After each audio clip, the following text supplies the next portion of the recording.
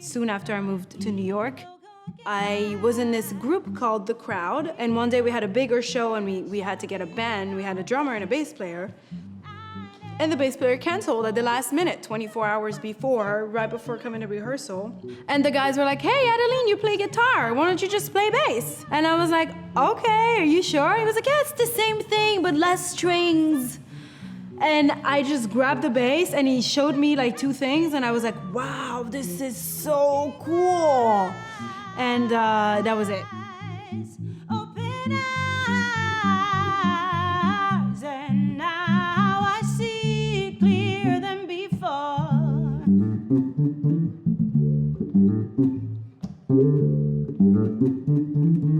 We're landed on a realm of in-between, looking for something that we never see, always gearing up for free. What really sparked me doing this album is the passing of Prince. When he passed, I was very devastated.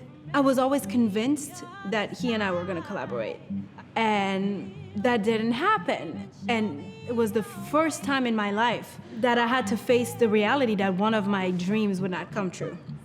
And I was like, that has to be the only one. It just became obvious that the next step for me was to do a solo project. Hold me close to the I saw this interview of Stevie Wonder talking about Prince like 3 days after his passing, and he was crying. And he said he was fearless. He said he did not care about what people thought about his music. And he said because when you start to introduce fear into your art is when you cease to really create. He said something like that, and that hit me so hard. I was like, I just have to stop being scared. The only way for me to do that is to not give a fuck about what people will think about it. That's the only way to do it. It's the only way to do it. If I think about what are they gonna think, I'm not going to really fully immerse myself artistically, and I'm gonna put judgment into it.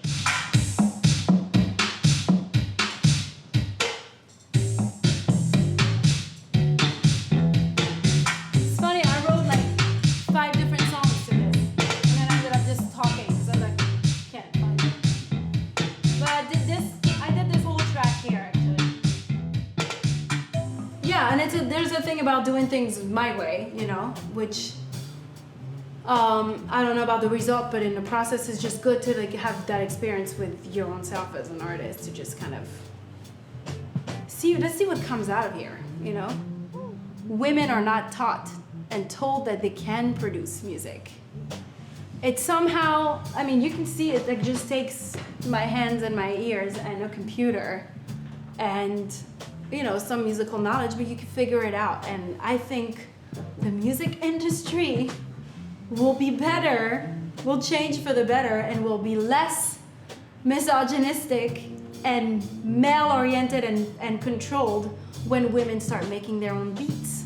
It's interesting who you are as a child, and then you grow up, and as a teenager, like, your instincts kind of get, you know, trimmed away and toned down and added with insecurity and judgment and self-judgment. And then the biggest work to do as an artist is regain that, because I feel like I was this fierce little badass when I was little already, and then it like, you know, I had to work on it to bring it back. When I'm on stage, there's no doubt.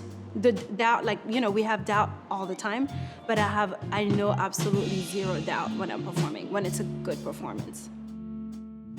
Because it's not me on stage, I have to find a character. I have to find this dress for this vessel. You know, it's like going into space. You can't just like, you need a spaceship. So my outfits are kind of my spaceship.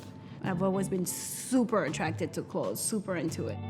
I think my philosophy is not, it's not against sexy, but it's like I like telling a different story and a different way of interpreting the word sexy. You know, it doesn't have to be short and tight and high heels and you know, for me, the first thing for stage is I have to be comfortable and be able to move. I have to be able to squat. I always do a squat test. I put it on and I'm like, okay, I could do it. If I can't do that, then I can't wear it. No time, no bills, no paper, don't even care. No trips, no time at break, but so much more to share. Who needs some cash to breathe when love is in the air? What's hiding underneath? I can never find anywhere.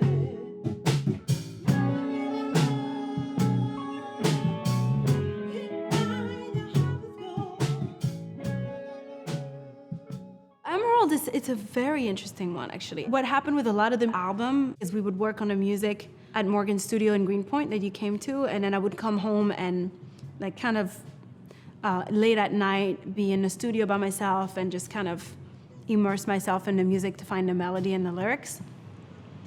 And I was just sitting there and like listening to it, and I came up with the melody. No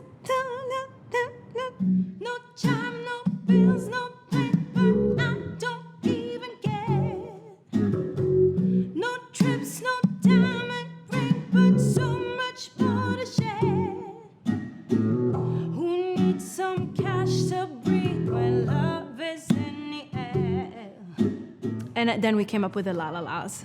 And I was like, what if it was just this la la la? La la la la la. Can't buy the heart with gold. La la la la la. And I came out with that, and then Morgan found the melody for In Between, and I have to give him credit because he doesn't really like do melodies and stuff, but he was like, what if it was like no, no, no, no. It was so funny, and I was like, that's great. No drugs, no drinks, no pills. I don't need to pretend.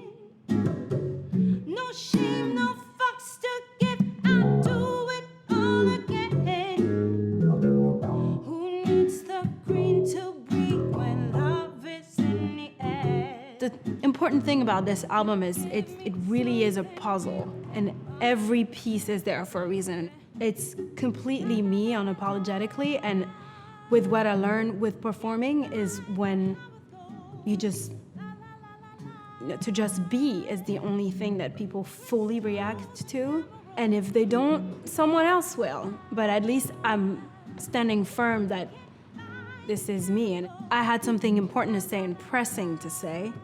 And that makes me think a lot less about, are people gonna like my music? Because it's like, no. We got shit to do here. We got work. We got things to talk about. We got messages to get across. Hey, you got everything I need.